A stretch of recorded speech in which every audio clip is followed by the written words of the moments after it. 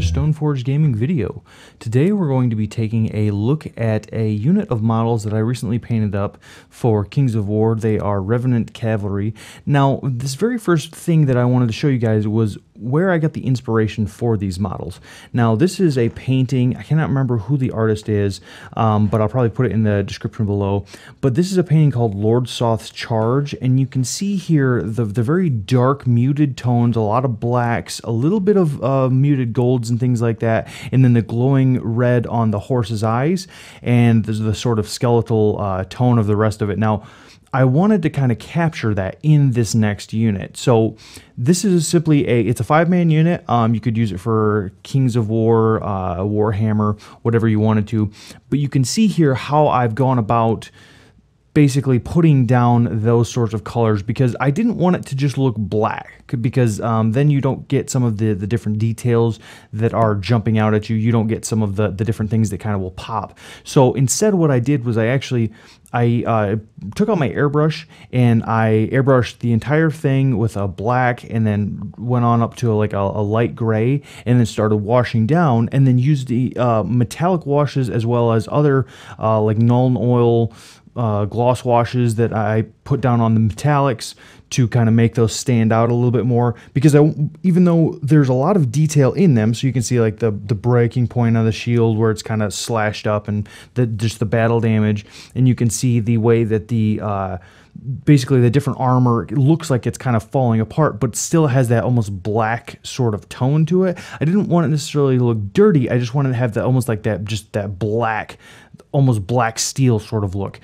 Now, you can see here on the models, I have also edged them with a very dull gold color. Now, how I did that was actually I put a gold layer painted around for some of the different areas. I used it on mostly the skeletons. There's not much on the horses, just because of the fact that the horses already had quite a bit going on.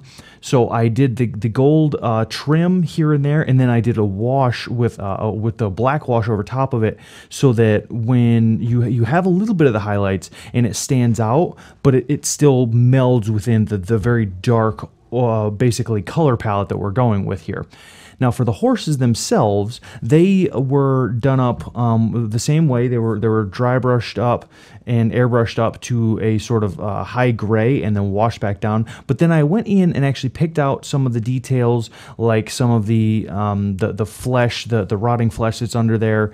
And then what I did was I even did the same for the bone. Now, the bone, you can tell if you go back and look at that original picture, the way the hooves looked on those horses was almost like a grayish bone. So I kind of wanted to go for that sort of a look. So I did the same thing where I dry brushed up my bone, and then I washed it back down to get that very, very muted color.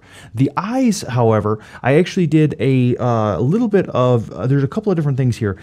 On the glowing eyes, how I did that effect, I might actually do a tutorial at some point in the future on this, but what I did was I laid down my original color, and then I actually wet blended outwards, going from the like an orangish color out to your reds at the outermost portions, and then I actually glazed, did like a couple of layers of glaze around to where it's on some of the spots where the light would actually be hitting, so that it kind of gave it that reddish effect, but it didn't overall coat the main color. So like on the steel or on their bone, it didn't coat it with that red, but it just made it look like the light was shining. And then I actually went back in, and for the eyes and for some of the closest ridges to the eyeballs, I basically painted it up with a bright yellow.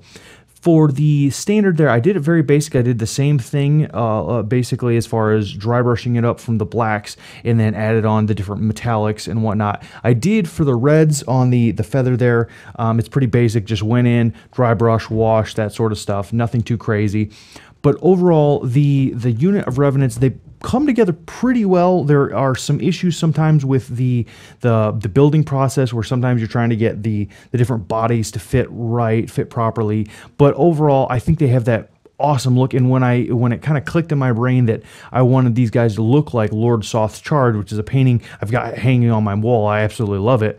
And just the idea of these guys representing that on the tabletop, it just really, really grabbed me.